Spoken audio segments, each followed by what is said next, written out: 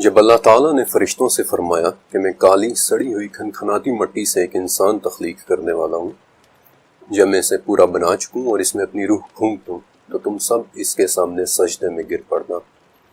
چنانچہ تمام فرشتوں نے سجدہ کیا سوائے ابلیس کے، اور اس نے سجدہ کرنے والوں میں شامل ہونے سے انکار کر دیا۔ یہ واقعہ قرآن پاک میں کم سے کم 7 مرتبہ آیا ہے، لیکن صرف سورہ کہف میں بتایا گیا ہے کہ ابلیس دراصل ایک جن کا نام تھا۔ سلسلۃ الصحیحہ کے مطابق سموم یعنی گرم ہوا کی آگ سے پیدا کیا گیا وہ شیطان جن جس نے اللہ کے سامنے کھلی بغاوت کر دی، اور جس کی سزا میں اسے آسمانوں سے نکال دیا گیا، اور اس نکالے جانے پر اس نے قسم اٹھائی کہ وہ قیامت کے دن تک مٹی سے بنے ہوئے اس انسان کا دشمن رہے گا۔ ابلیس کا لفظ بلاسا سے نکلا ہے، یعنی کہ ہمیشگی کا دکھ۔ اس جن کے بہت سے دوسرے نام بھی ملتے ہیں، مثلا ابو قرہ یعنی سختیوں کا باپ، عدو اللہ یعنی اللہ کا دشمن، ابو کردوس یعنی لوگوں کو کھینچنے کی کوشش کرنے والا، عزازیل الحکم، سلطان الارض الحارس۔ یہی وہ جن تھا کہ جو ہم سے پہلے زمین پر رہنے والے جنات کو مار مار کر جزیروں کی طرف بھگانے والے فرشتوں کو لے کر آیا تھا، اور قرآن میں 11 مرتبہ اس خاص جن ابلیس کا ذکر ہے۔ جب اسے آسمانوں سے نکال کر زمین کی طرف بھیجا گیا تو یہ بصرہ کے قریب اترا تھا، اور ابن عمر رضی اللہ تعالیٰ عنہ کہتے ہیں کہ اترتے ہوئے اس کی انگلیاں انگلیوں میں تھیں، اور یہ آسمان کی طرف نظریں جمائے دیکھ رہا تھا۔ سلسلۃ الصحیحہ کے مطابق اس زمین کے اندر ابلیس اپنا تخت سمندر کے پانیوں پر لگا کر بیٹھتا ہے، اور اس کی خوراک ہر وہ چیز ہے کہ جس میں اللہ کا نام نہیں لیا گیا۔ سورہ بقرہ کے مطابق ابلیس وہ جن ہے کہ جو بنی آدم یعنی ہم سے شدید ترین نفرت رکھتا ہے۔ سورہ ہجر کے مطابق اس نے اللہ کے سامنے کہا تھا کہ چونکہ آپ نے مجھے مٹی کے اس انسان کی وجہ سے گمراہ کیا ہے، اس لیے میں بھی آپ کے اس انسان کو گمراہ کروں گا۔ سورہ صاد کے مطابق اس نے یہ بھی کہا تھا کہ مجھے آپ کی عزت و جلال کی قسم ہے، جب تک ان میں روح موجود ہے میں کوشش کرتا رہوں گا۔ اور سورہ اعراف کے مطابق یہ بھی بولا کہ میں اس کے آگے پیچھے اور اس کے دائیں اور بائیں سے اس پر حملے کروں گا، اور آپ مجھے قیامت کے دن تک کے لیے وقت دیں۔ اور سورہ صاد اور سورہ اعراف کے مطابق اس کے جواب میں اللہ تعالیٰ نے فرمایا تھا کہ تجھے مہلت ملی سورہ ہجر، اور تجھ پر قیامت کے دن تک میری لعنت ہے، میرے بندوں پر تیرا کوئی غلبہ نہیں سوائے ان کے کہ جو گمراہ ہیں۔ سورہ اسراء کہ تو ان میں سے اپنی آواز کے ساتھ جنہیں بھی بہکا سکتا ہے بہکا لے۔ سورہ صاد ان میں سے جو بھی تیرا ماننے والا ہوگا میں اسے جہنم میں تیرے ساتھ بھروں گا۔ اور مسند احمد اللہ تعالیٰ نے یہ بھی فرمایا کہ مجھے بھی میرے عزت اور جلال کی قسم ہے کہ جب تک یہ مجھ سے بخشش مانگتے رہیں گے میں انہیں بخشتا رہوں گا۔ اب ان پچھلے 2 پیراگرافز میں ہوئی اس بات چیت کی طاقت کو محسوس کریں۔ جب بھی اپنی لکھائی کے دوران میں وہ الفاظ لکھتا ہوں کہ جنہیں اللہ رب العزت نے خود بیان کیا، تو یہ سچ ہے کہ میں اپنے دل کو لرزتے ہوئے محسوس کرتا ہوں۔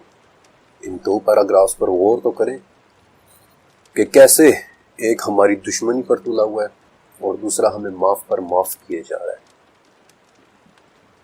بہرحال تب سے اس جن یعنی ابلیس کی مہلت شروع ہوئی، اور اس نے سب سے پہلا وار بھی انہی پر کیا جن کے سامنے اس نے سجدے سے انکار کیا تھا، حضرت آدم علیہ السلام۔ یہ وار سورۃ طٰہٰ کے مطابق ان کے دل میں وسوسہ ڈال کر کیا گیا کہ کیا میں تمہیں ایک ایسے درخت کے بارے میں نہ بتاؤں جس سے تم ہمیشہ کی زندگی پا سکو گے، ایک ایسی بادشاہت جو کبھی پرانی نہیں ہوگی۔ سورہ اعراف ایک ایسا درخت کہ جو تمہیں فرشتہ بنا دے گا۔ یہ کس قدر طاقتور ٹیمپٹیشن تھی، کس قدر طاقتور وار تھا وہ ٹیمپٹیشن جو آج بھی ہمارے اندر زندہ ہے، ایک ہمیشہ کی زندگی، ایک نہ ختم ہونے والی بادشاہی، وہ ٹیمپٹیشن جسے سن کر بھی آج ہماری آنکھیں جگمگا اٹھتی ہیں۔ لیکن تو کویسچن اس کہ ابلیس کو اس کمزوری کے بارے میں علم کیسے ہوا؟ کیونکہ مشکات کے مطابق جب اللہ تعالیٰ نے آدم علیہ السلام کا پتلا بنایا تھا تو جس قدر چاہا اس قدر اسے جنت میں پڑے رہنے دیا، اور ابلیس اس پتلے کے گرد چکر لگاتا تاکہ دیکھ لے کہ یہ کیا چیز ہے۔ اور جب اس نے انہیں اندر سے خالی دیکھا تو پہچان لیا کہ یہ ایک ایسی مخلوق کی تخلیق کی گئی ہے کہ جو خود پر قابو نہیں رکھ سکے گی، اور تب سے لے کر آج تک یہ جن ہمارے پیچھے پڑا ہوا ہے۔ سورہ اعراف کے مطابق اس نے ہمارے ماں باپ کو جنت سے اس حالت میں باہر نکلوایا کہ اس نے ان کا لباس بھی اتروا دیا، اور وہ اور اس کے ہم نشین ہمیں اس جگہ سے دیکھتے ہیں کہ ہم انہیں نہیں دیکھ سکتے۔ ابلیس یوں ہی کسی انسان کے پاس نہیں آتا، بلکہ بہت خوبصورتی کے ساتھ اپنا جال بچھاتا ہے۔ ہی سیٹس دا اسٹیج سیٹ کرتا ہے، ہماری من پسند چیزوں، ہماری دل کی گہری ترین خواہشوں کی شکل میں ہمیں فریب دیتا ہے۔ اس کی ان دل فریبیوں کا ذکر حافظ ابو بکر بن ابی دنیا، جنہیں ابن القیم بھی کہتے ہیں، انہوں نے اپنی کتاب مصائد الشیطان میں بڑی تفصیل سے کیا ہے، لیکن بدقسمتی سے اس کتاب کا کسی نے اردو میں ابھی تک ترجمہ نہیں کیا۔ اس کا ہم پر انفلوئنس سب سے زیادہ حالت ضعف میں ہوتا ہے، یعنی کمزوری کی حالت میں، یعنی جب ہم اپنے جذبات کے ہاتھوں مغلوب ہوئے ہوتے ہیں، احساس کمتری، بے پناہ محبت، شدید نفرت، غصہ، ڈپریشن، انسیکیورٹی یا لسٹ محسوس کر رہے ہوتے ہیں۔ اس وقت ہم اس کے حملوں کے لیے ایک بہت ہی آسان ہدف، ایک ایزی ٹارگٹ ہوتے ہیں، یہاں تک کہ ہمارا یہ سب سے بڑا دشمن اپنا آخری وار ہماری موت کے وقت کرتا ہے۔ ایک جرمن کتاب ہے Das Islamische Totenbuch، یعنی کہ Islamic book of the dead. یہ کتاب ان لوگوں کے بارے میں بات کرتی ہے کہ جو بالکل موت کے قریب واقع ہوتے ہیں، اور اس کتاب میں چند ایک بڑی عجیب و غریب رپورٹس پڑھنے کو ملتی ہیں۔ مثلا موت کے قریب ایک شخص بالکل ایک انجان چہرے کو دیکھنے کے متعلق بتاتا ہے کہ جو اس کے پاس پانی کا ایک پیالہ لے کر آیا ہے اور کہتا ہے کہ میں تیرے لیے پانی لایا ہوں، لیکن یہ پانی میں تجھے صرف تب دوں گا کہ جب تو کہے کہ تیرا کوئی خالق نہیں ہے، یا پھر تو دو خداؤں کی گواہی دے، یا پھر تو کہہ دے کہ نبی نے جھوٹ بولا تھا، وَلَعَوْذُ بِاللَّہ۔ اپنی اس ریسرچ کے دوران ابلیس نامی یہ جن مجھے ہر کلچر، ہر تہذیب میں کسی نہ کسی صورت میں نظر آیا، لیکن حیرت انگیز طور پر اگر کسی ایک کلچر میں مجھے ابلیس ایک بدترین کردار میں ملا، تو اسی کے ساتھ موجود ایک دوسرے کلچر میں مجھے اس کی عبادت ہوتی ہوئی نظر آئی۔ I'll give you an example۔ قدیم عراق یا میسوپوٹامیہ میں ایک نہایت ہی خطرناک جن لمستو کے بارے میں ذکر ملتا ہے کہ وہ بچوں کو نقصان پہنچاتا ہے اور عورتوں کو مسکیریجز کاز کرتا ہے۔ لیکن یہی لمستو اینشینٹ ایران میں لاما کے نام سے معبود بنا ہوا نظر آتا ہے۔ انفیکٹ اس معبود لاما کی شکل آج بھی قدیم ایرانی تہذیب کا ایک سمبل ہے، یعنی کہ پروں والا ایک بیل۔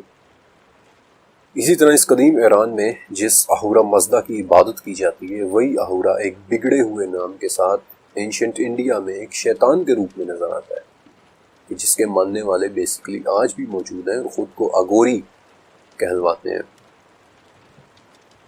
ہماری ہر ٹیمپٹیشن، ہماری ہر جائز ناجائز خواہش جس کی تکمیل کے لیے ہم کسی بھی حد تک جانا چاہتے ہیں، ابلیس ہمیں اس روپ میں نظر آتا ہے۔